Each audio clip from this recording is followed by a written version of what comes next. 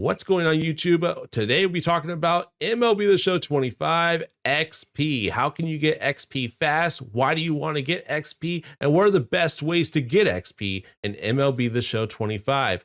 Let's get into it. So the XP reward path is back. The inning programs are back. And that also means, you guessed it correctly, the inning bosses are back. And yes, they are sellable. So these cards are going to be very premium in price. Now, maybe not the first inning because not a lot of people have stubs, right? The most wanted card right now is going to be Manny Ramirez, obviously new legend. Haven't seen him in the game in quite some time. So he's going to be on there and he has an amazing swing. So people are going to want this card. I think he's worth probably 200, 300,000 stubs, especially early on. He's been one of the best cards in the game for quite some time. We want this card. How do we get this card? Well, we need 320,000 XP. We're at 60K, so we're on a good pace. How do we get there? There's actually some really good stuff this year. So the first thing that you're going to want to do, this is exactly what I did. So you can take your own path. I think that's safe to say. This is what I did though. I went to the main menu. This is exactly how I did it because it's the fastest way to do it. I went to moments. Okay, you're going to go to moments and you're going to go to themed programs and you're going to do all the moments for spring breakout, pipeline, and starter program. And let me go ahead and go back in the Diamond Dynasty so I can show you exactly what that is going to get you. That is going to get you a bunch of XP. And that's why I did it. It was super, super easy XP and it just made things a lot easier to do. So we go to programs. And we're going to go over to the starter program. You're going to see in the starter program that you're going to earn 5,000, 10,000, 15,000, 20,000 XP. And all you have to do is some moments, some stat missions, some collections, and the starter showdown. Okay, get that done. And you have completed the starter program. Next program, I haven't even completed. I think I've only gotten 5,000, 10,000 XP in it. So there's a lot of XP to be had in this. Obviously, you got to grind some more for it. I did the moments. That's the only thing I've done. After that, you're going to do PXP mission with some of the players that you unlock. There's also a repeatable PXP mission that you can do as well. So as you unlock players, put them in your lineup, use them in events, use them in play in Conquest, use them everywhere you can. Use them in Diamond Quest every 3-inning game. Their progress will count. So definitely want to do that. You're definitely going to want to play Diamond Quest. I'll have a video out if I don't already for Diamond Quest. Check it out. Diamond Quest is a stub making method. So definitely want to take a gander into Diamond Quest this year for sure. Team-based stat missions, optional missions, Spring Breakout Series collection. If you get any of those packs and cards, you could collect them and get progress that way. But if you just do all the missions, there's a lot of XP in this. So that's already 10,000, right? So we got 15, 20, 25, 35, 50,000 XP in the Spring Breakout program if you complete it. And that's going to be the same thing for the Pipeline program, a same amount of XP in the Pipeline program, same thing. I just did all the moments. PXP missions, I'm actually closer with these ones, quite a bit closer with a lot of these because I did play some event games. And then these missions, not even close, right? Not even close with those. Stat missions, not that close either, but it is what it is. I only got to the first, I think, 5,000 XP. I haven't got to the second one yet. So I'm not even that close yet. But this is the method I'm taking. So that's where I got the XP. The other way I got XP, we're going to go to the multiplayer program. We talked about how I played events and stuff. So this is where I got the other XP. Let's take a look at the multiplayer program. At 2 stars, you get 10,000 XP. How do I get 2 stars? Well, start here. 1 hit in BR and 1 hit in ranked. There's my 2 stars. Oh, in events. I haven't played ranked yet, but yes, you get 1 star if you get a hit in ranked. A hit, that's it. You can even quit out. If you don't care about your record and want to get a hit in ranked and then quit, go right ahead and do so. Next thing you're going to do is going to be, you're going to get home runs, 5 home runs, 25 extra base hits, 50 runs, 100 strikeouts, 150 hits, and then you can get PXP with All-Star Mark Davis once you unlock him.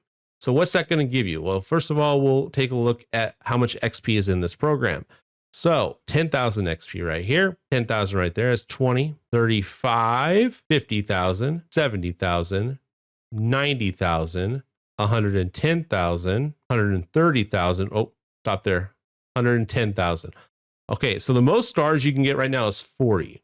So if you go here, there's 3 right here, right? And then you got 3 plus 5 is 8, plus 5 is 13, plus 12 is 25, plus 12 is 37. Wait, I messed up. Let's try this again. 3 plus 5 is 8, plus 5 is 13, plus 12 is 25. 25 plus 12 is 37, plus 5 is 42. So you can get 45. So you can get to this card right here, 45, not 40, but 40 for the XP. So 110,000, but you can get to this card. This card also going to be sellable. No one has them. People want them for 15,000. No buy now, so no one's gotten this card. So you can kind of basically pick your price, and hopefully someone buys it if they have the stubs. First inning, like I said, a lot of people aren't going to have the stubs, so it's going to be a lot harder to sell these cards. Even Mark Davis, still 19,000 stubs. Someone's already got to 10 stars, obviously playing ranked and stuff like that going on. There's definitely people out there playing these modes for sure, but this is going to give you XP towards the XP reward path. That's what's huge with the multiplayer program. A lot of XP to be had in there, 110,000. So definitely play some events. If you don't want to play ranked, play some events and grind those missions. Events is going to be the easiest way to grind the multiplayer program, because ranked, obviously, you might not have the squad to do so or the best squad to do so. So maybe hop into events or even BR, but BR is going to cost stubs, right? So events, free entries all the time. You can just grind and get those missions done. And that's why I like playing events. And it's definitely going to be a useful tool to be grinding the multiplayer program this year when you don't have a team to play ranked, or you just don't want to play ranked. Sometimes you don't want to play 9-inning games, right? So that will definitely help you guys out. And that's going to get us, once we're grinding, we're already at 60K. So once we get all that stuff, we're going to be pretty far. We're going to help, build our lineup here, get some stubs right here, get these cards so we can make some stubs, build our team at the same time as we do every single year. After that, Team Affinity. So you grind ranked, you did all the moments, you grind ranked, you did all the programs.